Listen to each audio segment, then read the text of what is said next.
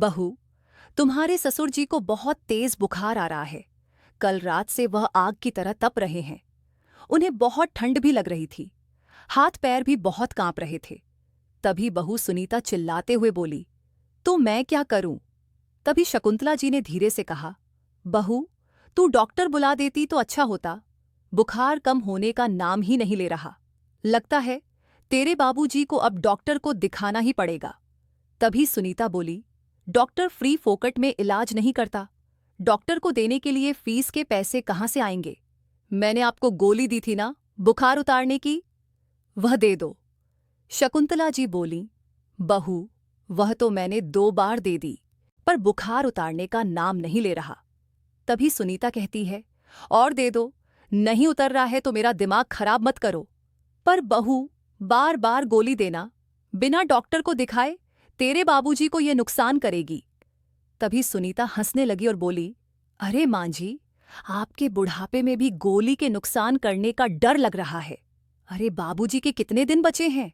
बूढ़े तो हो गए हैं, एक न एक दिन ऊपर जाना तो है। शकुंतला जी बहू की यह बातें सुनकर रोने लगीं। तभी शकुंतला जी का बड़ा बेटा रवि ऑफिस से घर आ जाता है। शकुंतला जी बेटे को देखकर अपने आंसू पोंछकर उसके पास दौड़कर गईं और कहने लगीं, बेटा, तेरे बाबूजी की तबीयत बहुत खराब है, जल्दी जाकर डॉक्टर बुला ला। रवि गुस्से से चिल्लाकर बोला, मां, मैं अभी ऑफिस से थका हारा आया हूं और आते ही आपके ड्रामे शुरू हो गए। अरे, मुझे एक पल की सांस तो ले लेने दीजिए। तभी सुनीता तिलमिलाकर बोली, अरे, ये हमें सांस नहीं लेने देगी, हमें मारकर ही छोड़ेगी। सुबह से शाम तक मेरी जान खा जाती है और तुम्हें आते देर नहीं हुई, तुम्हारी जान खाना शुरू कर दिया। एक तो इनके रहने का खर्चा उठाओ, 3-3 टाइम बनाकर खिलाओ, ऊपर से 8 दिन के 8 दिन बीमार पड़ जाते हैं। अरे, हम कहाँ तक तुम्हारी गोली दवाई का खर्चा उठाएं? अरे, दोनों बुढ़े बुढ़िया बाहर घूमने के बहाने ना जाने क्या क्या खाकर आ जाते हैं। हमारे माथे बीमार पड़ जाते हैं। पूरे महीने के पैसे तुम दोनों को ऊपर ही उड़ा दे क्या? बहू, हम तो बाहर का कुछ नहीं खाते। हमारे पास कहाँ पैसे हैं जो हम बाहर का खाएंगे? सुनीता कहती है, होंगे पैसे हमसे छिपाए हुए। और रवि, तुम देखना, ये तुम्हारे माता पिता एक दिन तुमसे भीख मंगवाकर ही मानेंगे। जिस प्रकार का इन दोनों का खर्चा है, वह दिन बहुत जल्दी आने वाला है। फिर रवि गुस्से में कहता है, मां, तुम्हारा और बाबूजी का ठेका अकेले मैं लेकर नहीं रखा है। तुम्हारा एक बेटा और है, अनिल। उससे कह दो, वह आकर बाबूजी का इलाज करवा देगा। प्रॉपर्टी में उसने अपना हिस्सा पूरा लिया है, एक चीज में भी अपना हिस्सा नहीं छोड़ा है, और माँ बाप को हमारे मत्थे छोड़कर चला गया। तभी सुनीता बोली, माँ और बाबूजी को देवर देवरानी अपने साथ क्यों रखेंगे? वह तो आराम से घूम रहे हैं, अपनी जिंदगी एंजॉय कर रहे हैं। इन्हें अपने साथ रखकर अपनी अच्छी जिंदगी खराब थोड़ी करेंगे। अरे शुक्र करो मां जी, वह तो हम हैं जो आप दोनों को झेल रहे हैं। अरे, मैंने कल ही अपनी देवरानी चंचल के की इंस्टाग्राम रील देखी थी। दोनों मनाली घूमने गए थे, और एक हमारी फूटी किस्मत, आप दोनों बूढ़े बुढ़िया के कारण हम कहीं घूमने भी नहीं जा सकते। माँ, आप अनिल को फोन कर दीजिए, वह करवा लेगा बाबूजी का इलाज। इतना कहकर रवि और सुनीता दोनों अपने कमरे में चले जाते हैं। शकुंतला जी रोती हुई अपने पति गिरधर जी के पास आ जाती है। गिरधर जी की हालत खराब होती जा रही थी। शकुंतला जी को अपने पति गिरधर की हालत देखते नहीं बन रही थी। शकुंतला जी ने अपने छोटे बेटे अनिल को फोन लगाया। अनिल ने फोन उठाया और बोला, हाँ माँ, क्या काम है? कैसे फोन लगाया? शकुंतला जी ने धीरे से कहा, बेटा, तू कैसा है? अनिल उधर से बोला, माँ, मैं ठीक हूं। शकुंतला जी धीरे से बोली, बेटा, तेरे बाबूजी की तबीयत बहुत खराब है। उन्हें कल रात से बहुत तेज बुखार आ रहा है। बेटा, तू कुछ पैसे भेज देता तो मैं तेरे बाबूजी का इलाज करवा लेती। अनिल बोला, अरे माँ, इसके लिए तुमने मुझे क्यों परेशान किया? बड़े भाई से कह देते, वे बाबूजी का इलाज करवा लेते। शकुंतला जी बोली, बेटा, मैंने उसे कहा था, पर उसके पास तेरे बाबूजी के इलाज के लिए पैसे नहीं हैं, इस कारण मैं तेरे पास फोन लगाया। फिर अनिल एकदम से चुप हो गया, जैसे कोई साफ सूंघ गया हो। माँ, आप बिना मतलब मुझे परेशान करती हो, और बंटवारे के समय तो भैया ने कहा था कि मैं माँ बाप की सेवा उनके मरते दम तक करूंगा। इस कारण उन्होंने बड़ा मकान, अच्छी जमीन ली थी, और आप लोगों ने भी उन्हें बड़ा मकान और मुझे छोटा मकान दिया। कहाँ गए वो भैया जो आप दोनों के ऊपर बहुत प्यारे लूटते थे? कहाँ गई वो भाभी जो आप दोनों को खूब गरम गरम रोटियां बनाकर खिलाती थी? माँ, ये सब प्रॉपर्टी लेने की प्लानिंग थी। इधर से शकुंतला जी बोली, बेटा, तेरे बाबूजी की तबीयत बहुत खराब है और तुझे बंटवारे की पड़ी है, बड़े छोटे मकान की पड़ी है। उधर अनिल गुस्से से बोला, माँ, मेरे पास टाइम नहीं है, मैं चंचल को मूवी दिखाने ले जा रहा हूं। और अनिल फोन काट देता है। शकुंतला देवी के आंसू रुकने के नाम ही नहीं ले रहे थे। वह भगवान से कह रही थी, हे ऊपर वाले, मैंने ऐसे कौन से बुरे कर्म किए थे कि मेरे दोनों बेटों ने बुढ़ापे में हमें बेसहारा छोड़ दिया। शकुंतला जी और गिरधर जी के दो बेटे थे, रवि और अनिल। शकुंतला जी अपने दोनों बेटों पर जान छिड़कती थी। गिरधर जी एक रिटायर्ड बैंक अधिकारी थे। उन्होंने दोनों बेटों को पढ़ा लिखाकर अच्छी नौकरी लगवा दी थी। दोनों बेटों की शादी गिरधर जी ने बड़े धूमधाम से की थी। एक दिन रवि और अनिल और उनकी दोनों पत्नियां गिरधर और शकुंतला जी के पास आए और बोले, माँ बाबूजी, आप मकान और जमीन जायदाद का बंटवारा कर दीजिए। हम दोनों भाइयों को साथ में नहीं रहना, हम अपने अपने हिसाब से अपना जीवन जीना चाहते हैं। गिरधर जी ने सोचा कि आज नहीं तो कल जमीन जायदाद का बंटवारा करना ही तो है, अभी कर देता हूं और बच्चे आपस में खुश रहें, इससे बढ़कर क्या है। नहीं तो लड़ झगड़ के अलग होंगे, इससे अच्छा है शांति से इन दोनों को अपना अपना हिस्सा दे देता हूं। पर गिरधर जी का यह फैसला गिरधर जी के लिए ही बहुत गलत साबित हुआ। जब तक गिरधर जी के पास प्रॉपर्टी थी, दोनों बहू बेटे उनका बहुत मान सम्मान, आदर करते थे, और बड़ी बहू बेटे तो माँ बाबूजी बोलते बोलते थकते नहीं थे। बड़े बेटे बहू गिरधर जी के पास ही रहते थे और छोटे बेटे बहू दूसरे शहर में जॉब करते थे। गिरधर जी ने दोनों भाइयों में प्रॉपर्टी को बराबर बांट दिया, लेकिन जिस मकान में वे रहते थे वह मकान काफी बड़ा था। तो बड़े बेटे बहू ने कहा, माँ बाबूजी को हम अपने पास रखेंगे और उनके जीवन भर सेवा करेंगे। उस समय सुनीता रोते हुए बोली, माँ बाबूजी के बिना तो मेरा मन नहीं लगता, मैं उनके बिना नहीं रह सकती। ये बड़ा मकान हम ही रखेंगे, इसमें माँ बाबूजी की यादें हैं। गिरधर जी को बड़ी बहू की ये बातें बहुत अच्छी लगीं और बड़ा मकान अपने बड़े बेटे बहू के नाम कर दिया। पर उन्हें क्या पता था कि यही बड़े बेटे बहू अपना हिस्सा लेने के बाद अपना रंग दिखा देंगे। बंटवारे के समय शकुंतला जी ने गिरधर जी से कहा था कि कुछ प्रॉपर्टी अपने पास भी रखो, बुढ़ापे में काम आएगी। तो गिरधर जी ने कहा, अरे बुढ़ापे में प्रॉपर्टी नहीं, ये बेटे काम आएंगे। प्रॉपर्टी का हम क्या करेंगे? हमारे तो दो बेटे हैं, वह हमारे बुढ़ापे में हमारी सेवा करेंगे। तभी बड़ी बहू सुनीता बोली, अरे मां जी, ये प्रॉपर्टी आप लोगों की तो है, इस पर हमारा कोई अधिकार नहीं है। हमारे नाम करने से क्या प्रॉपर्टी हमारे हो गई क्या? यह आपकी है और आपकी ही रहेगी। गिरधर जी ने अपने पास कोई सी चीज भी नहीं रखी, यहां तक कि उन्होंने अपनी पत्नी शकुंतला जी के गहने भी दोनों बहुओं में बराबर बांट दिए।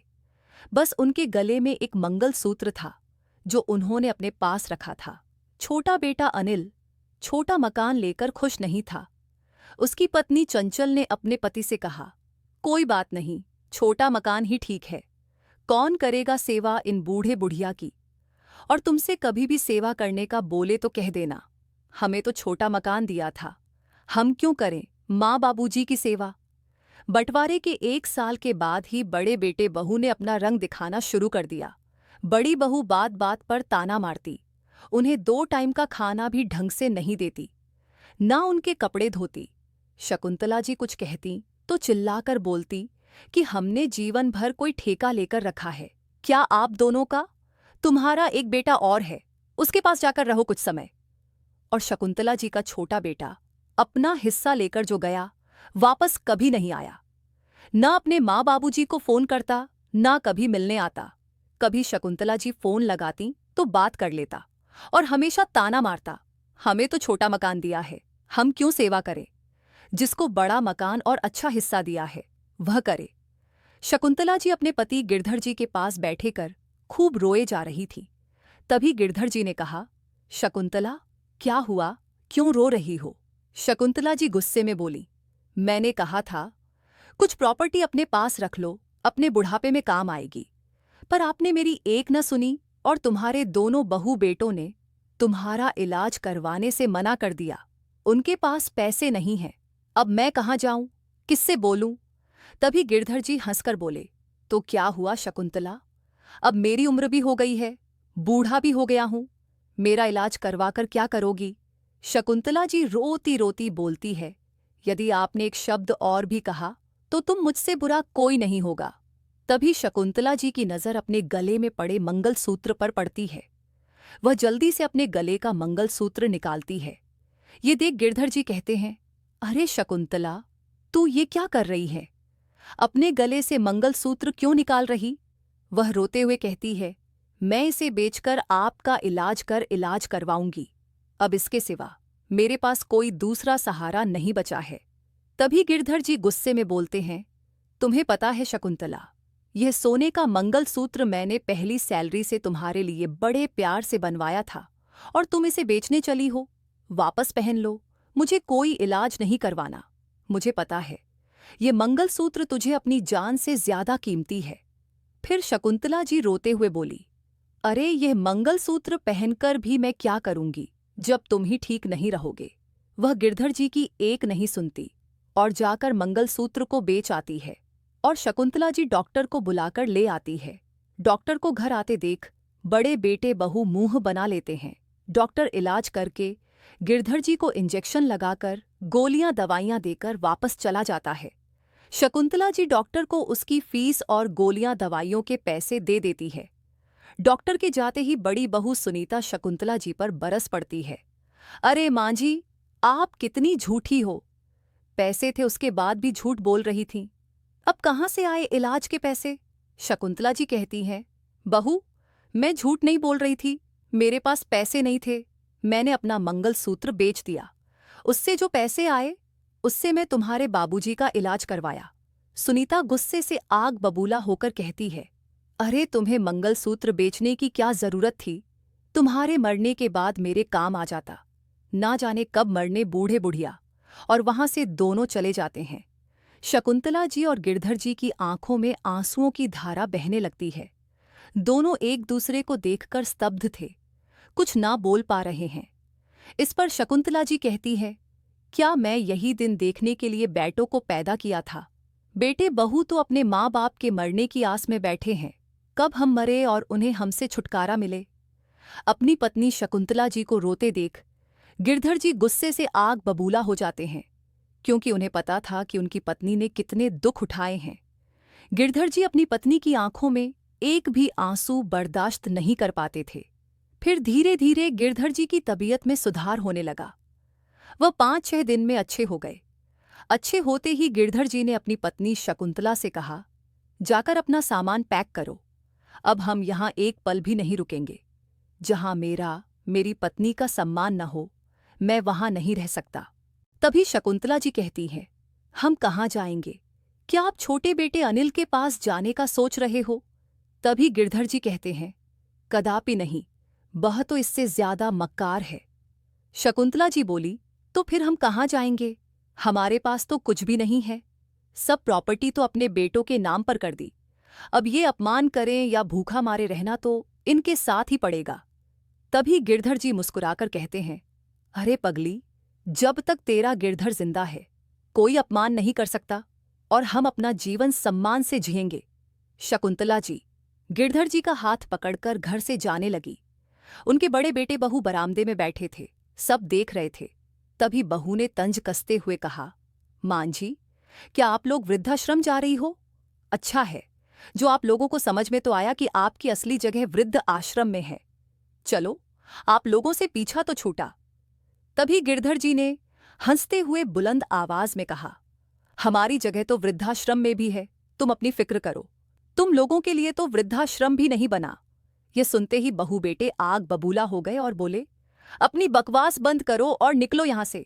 आज के बाद हमारे घर में पैर मत रखना। उस दिन गिरधर जी की हंसी में एक अजीब सा तूफान नजर आ रहा था। ये तूफान बहू बेटों को बेचैन कर रहा था। शकुंतला जी भी परेशान हो रही थी। जिस मकान से इन्हें इतना प्रेम था, बड़े प्यार से बनवाया था, उस मकान को छोड़ने के बाद भी यह मुस्कुरा रहे हैं। शकुंतला जी कुछ समझ नहीं पा रही थी कि उनके मन में क्या चल रहा है। गिरधर जी और शकुंतला जी एक वृद्धाश्रम में चले जाते हैं, जो करीबन घर से 60 किलोमीटर की दूरी पर था। गिरधर जी वृद्धाश्रम में रात भर नहीं सोते, इधर उधर टहल रहे थे और न जाने बार बार किसी को फोन लगा रहे थे। शकुंतला जी का दिल कांप रहा था ये सब देखकर। बेसोच रही थी, कहीं कोई सदमा तो नहीं लग गया इन्हें, नींद क्यों नहीं आ रही है। वह गिरधर जी के पास जाकर बोली, क्या हुआ, आप ठीक तो हो ना, आप सो क्यों नहीं रहे हो। वह बोले, शकुंतला तू जाकर सो जा, मैं ठीक हूं। फिर जो हुआ उसकी कल्पना गिरधर जी के दोनों बहू बेटों ने कभी सपने में भी नहीं की होंगी। सुबह करीब 10 बजे गिरधर जी के दोनों बेटों के पास वकील का नोटिस जाता है कि दोनों अपने मकान जल्दी जल्दी खाली कर दो, नहीं तो कोर्ट की तरफ से कार्रवाई की जाएगी और गिरधर जी की जितनी भी प्रॉपर्टी है उस पर तुम दोनों का कोई अधिकार नहीं है। उन्होंने अपनी सारी प्रॉपर्टी एक वृद्धाश्रम के नाम कर दी। ये नोटिस देखते ही दोनों बेटे बहुओं के पैरों तले जमीन खिसक गई। एक दूसरे को फोन लगाते हैं, ये कैसे हो सकता है, ये प्रॉपर्टी तो हमारे नाम पर थी, ये मकान तो बाबूजी ने खुद हमारे नाम किया था, ये वृद्धाश्रम के नाम कैसे हो सकता है, ये जरूर कोई फर्जी नोटिस है। दोनों बेटे गिरधर जी को फोन लगाते हैं, लेकिन गिरधर जी उनका फोन नहीं उठाते।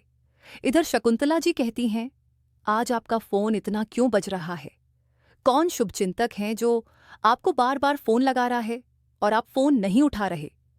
गिरधर जी हंसते हुए कहते हैं, मेरे शुभचिंतक मुझे आज शाम तक वृद्ध आश्रम मिलने भी आएंगे।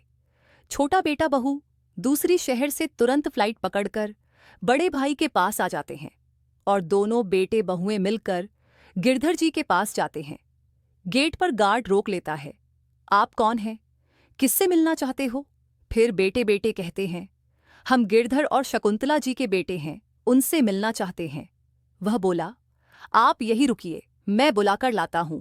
गार्ड गिरधर जी से कहता है, आपके बेटे आपसे मिलने आए हैं, पर मेरी समझ में ये नहीं आ रहा, कल ही आप दोनों आए थे, आज आपके बहू बेटे आपसे मिलने आ गए, इतना प्रेम था तो घर से निकाल क्यों। गिरधर जी मुस्कुराकर कहते हैं, गार्ड भैया, ये पैसों का प्रेम है जो इन्हें यहां तक खींच लाया है। गिरधर जी शान से चलते हुए बेटों के पास जाते हैं और कहते हैं, क्या हुआ, क्या मुसीबत आ गई है जो तुम दौड़े दौड़े मेरे पास आए हो। शकुंतला जी भी गिरधर जी के पीछे पीछे आ जाती है। उन्हें समझ में नहीं आ रहा था कि यह सब क्या हो रहा।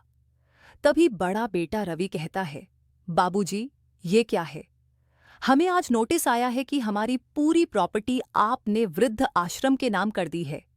ये सब प्रॉपर्टी तो आपने मेरे और अनिल के नाम की थी, आपने साइन किए थे, तो ये वृद्ध आश्रम के नाम कैसे हो सकती है।